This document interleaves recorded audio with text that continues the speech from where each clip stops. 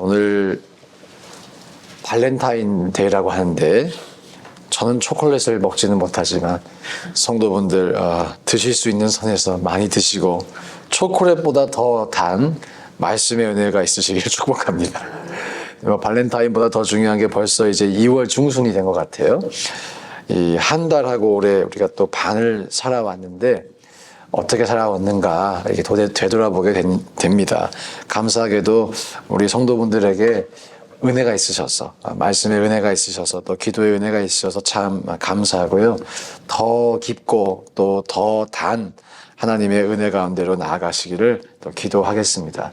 그리고 저희가 이 말씀과 기도의 파운데이션 위에 교회가 이렇게 세워져 가고 있는 것 같은데, 우리가 이 파운데이션 위에서 이제 귀한 사역들을 잘 감당할 수 있도록 여러분 기도해 주시기 바랍니다.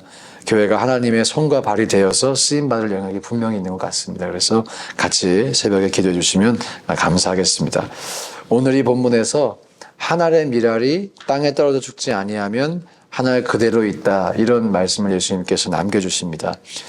그리고 이 말씀을 하시기 전에 요한이 그 6월절의 정황을 기록하면서 헬라인 몇이 예루살렘에 와서 예배를 드리고 또 예수님을 뵙고자 했다, 이런 정황을 기록하고 있죠. 사실 이 정황은 예수님이 가르쳐 주시는 이 내용과는 거의 관련이 있다고 보기 어려운 그런 정황입니다. 그럼에도 불구하고 요한이 이렇게 기록을 하고 성경으로 남게 된 이유가 있는 것 같아요. 여러분들께서 성경을 읽으실 때 가끔씩 이런 구체적인 정황들이 기록이 되는 것을 우리가 볼 수 있는데, 법원에서도 판사분들이 증인들의 이 증언을 들을 때 구체성과 일관성을 중점적으로 듣는다고 합니다. 이 본문에 이렇게 그 당시의 정황이 구체적으로 담겨 있다라고 하는 것은 요한이 그 사건을 정확하게 기록을 하고 또 이 사건이 실제로 있었다는 것을 다시 한번 증명하는 그런 증거라고 볼 수가 있겠죠. 그런 증거 위에서 예수님께서 땅에 떨어져 죽지 아니하면 밀알이 그대로 있지만 떨어져 죽으면 많은 열매를 맺는다고 하십니다. 자, 살려고 하면 죽고요, 죽으려고 하면 삽니다. 역설적으로 들리지만 신앙의 신비이자 진리입니다. 내가 죽으면 내 안에 예수님이 사세요. 내가 죽으면. 어제 말씀과도 결이 같은 말씀입니다. 말씀을 나에게 맞추려고 하지 말고 내가 말씀에 맞추자고 했죠. 예수님을 나에게 맞추려고 하지 마시고 내가 예수님께 맞추는 것이 신앙생활입니다. 자, 이렇게 우리에게 요청하시는 하나님의 의도가 무엇인지 한번 생각해 보아야 합니다. 하나님께서 왜 우리에게 죽으라고 하실까? 우리를 막 죽이고 싶으셔서 그러실까? 그렇지 않겠죠. 우리를 살리고 싶으셔서 그러신 것입니다. 우리에게 열매를 주시기 원하시기 때문에, 밀알이 땅에 떨어져 죽으면 열매를 맺는다고 하잖아요. 우리가 주목해야 할 것은 열매를 맺는다이지 죽는다가 아닙니다. 많은 분들이 죽는다에 주목을 해서 죽기가 얼마나 어려운데 죽으라고 하시는가 라고 생각할 수 있겠지만, 사실 죽어서 우리에게 주시기 원하시는 것이 열매입니다. 열매. 하나님은 우리에게 그 열매를 주시기 원하세요. 예수님을 허락하시기 원하세요. 영적인 부요함을 허락하시기 원하십니다. 또 저는 하나님께서 이 땅을 살아가는 우리에게 필요한 물질의 복도 허락하시는 분임을 확실히 믿습니다. 그런데 이 모든 것이 첫 단추가 잘 끼워져야 돼요. 순서가 바뀌어서도 안 되고 중요도가 바뀌어서도 안 됩니다. 기독교의 핵심적이고 궁극적인 신앙은 십자가와 부활과 그로 인한 영생입니다. 영생이에요. 기독교의 핵심적이고 궁극적인 신앙은 결코 이 땅에서 잘 먹고 잘 사는 것이 아닙니다. 하나님은 우리의 삶에 관심이 분명히 있으시지만 더 관심이 있으신 것, 정말 중요하게 여기시는 것은 영생입니다. 영원한 생명을 얻는 것이에요.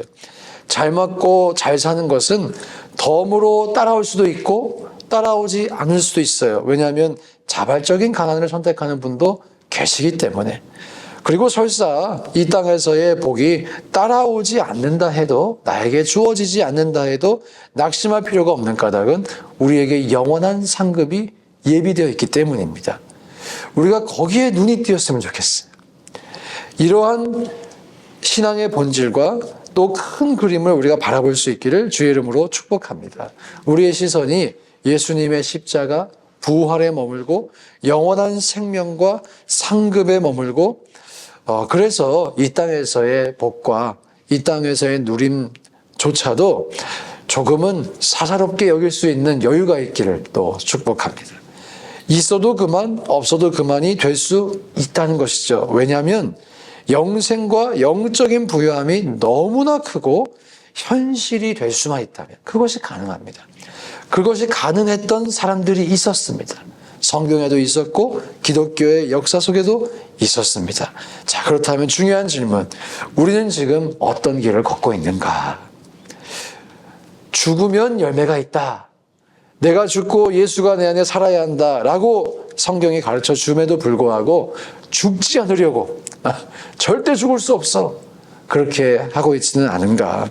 아니면 말씀대로 내가 정말 죽기를 자원하고 또 내가 살아나지만 그러나 주님 제가 다시 죽겠습니다. 그렇게 또 결단하고 예수님이 내 안에 살기를 소원하고 있는가?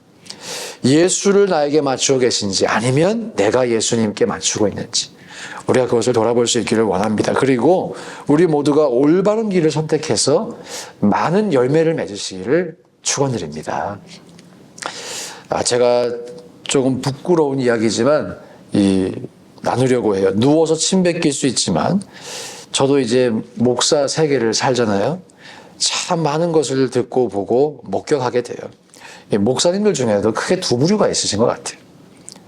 자기를 부인하고 십자가를 지는 심정으로 목사가 되기로 결단한 분들이 계세요. 목사가 되는 것이 그러니까 이분들에게는 큰 헌신이었고 내려놓음이었고 자기 부인이었어요. 이렇게 시작하신 분들이 끝까지 다 잘 가신다 이런 보장은 없지만 이런 정신을 끝까지 유지하려고 노력하시는 분들 대체로 끝이 아름답습니다. 마지막 모습이 아름다워요.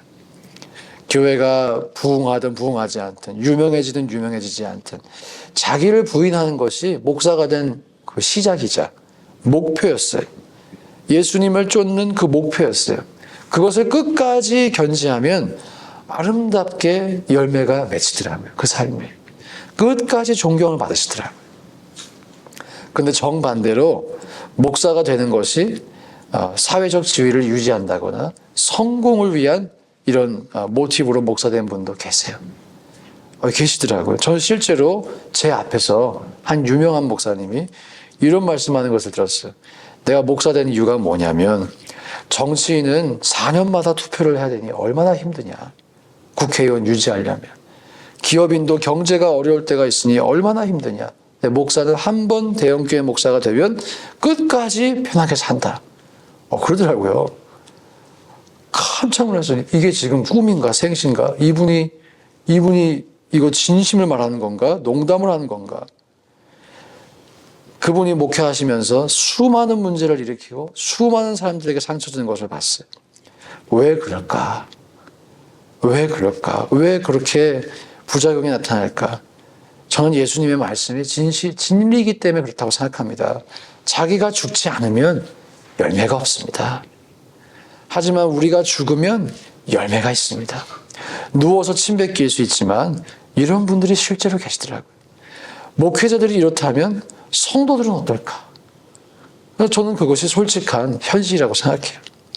우리 마음속에도 나에게 말씀을 맞추려고 하고 나에게 예수를 맞추려고 하는 그런 마음이 있지는 않을까?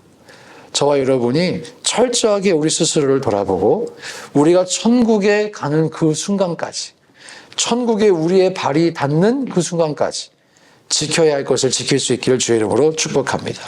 성경이 말씀하는 십자가의 길을 걸어갈 수 있기를, 그래서 부활에 이르고 영생을 소유할 수 있기를 주의 이름으로 축복합니다. 이렇게 내가 죽고 예수가 내 안에 사는 사람은요, 세상이 감당하지 못하는 사람이에요. 성령의 능력으로 이미 세상을 이긴 사람이에요. 우리가 그런 믿음의 사람이 되어야죠. 하나님이 우리에게 기대하시는 것은 우리가 그런 능력 있는 믿음의 사람이 되라는 것입니다. 그리고 하나님께서 누군가에게 이 땅에서의 부요함과 명예도 허락하셔야 한다면 하나님의 일을 하기 위해서 그것을 주어지게 하셔야 한다면 누구에게 주시겠어요? 그렇게 신앙의 기초가 잘 다져지고 첫 단추를 잘 낀 사람에게 허락하지 않으시겠어요? 안심하고 주실 것 같아요. 주시면서도 이걸 줘서 저 친구의 마음이 변하면 어떡하나. 주님이 불안하신 것이 아니라 안심하고 주실 것 같아요. 여러분, 이런 점에서 내가 죽고 우리 안에 예수가 살기를 철저하게 결단하고 소망하고 살아갈 수 있기를 축복합니다. 그리고 오늘 본문에 보면 하나님께서 그런 사람을 귀하게 여겨주신다라고 말씀하세요. 26절 말씀 함께 한 번 더 읽겠습니다. 시작. 사람이 나를 섬기려면 나를 따르라. 나 있는 곳에 나를 섬기는 자도 거기 있으리니 사람이 나를 섬기면 내 아버지께서 그를 귀히 여기시리라. 예수님을 따르는 사람, 예수님이 계신 그곳에 우리 그 자리에 가 있을 것이다. 그리고 그렇게 예수님을 따르면 내 아버지께서 그를 귀히 여기시리라. 귀히 여기시리라. 사랑하는 여러분, 하나님께 귀히 여기심을 받으시길 축복합니다. 이보다 귀한 일이 어디 있겠어요? 하나님이 나를 보시며 미소 지으시고 나를 자랑스러워하시고 귀하게 여겨주시고 사랑해 주시는 삶, 인간으로서 누릴 수 있는 가장 큰 영광이라고 믿습니다. 이 삶을 사는 것이 쉽지는 않지만 불가능하지도 않습니다. 어려움이 있을 수 있지만 그 어려움보다 더 큰 하나님의 인정과 귀하게 여겨주심이 있는 삶이에요. 그리고 이렇게 살기만 하면 많은 열매가 있대요. 많은 열매가 있대요. 이 삶을 한 번이라도 우리가 제대로 맛보아 안다면 이 삶을 포기하고 싶지 않을 것입니다. 저와 여러분이 모두가 이렇게 사시기를 주의 이름으로 축원드립니다. 함께 이 시간 기도하실 때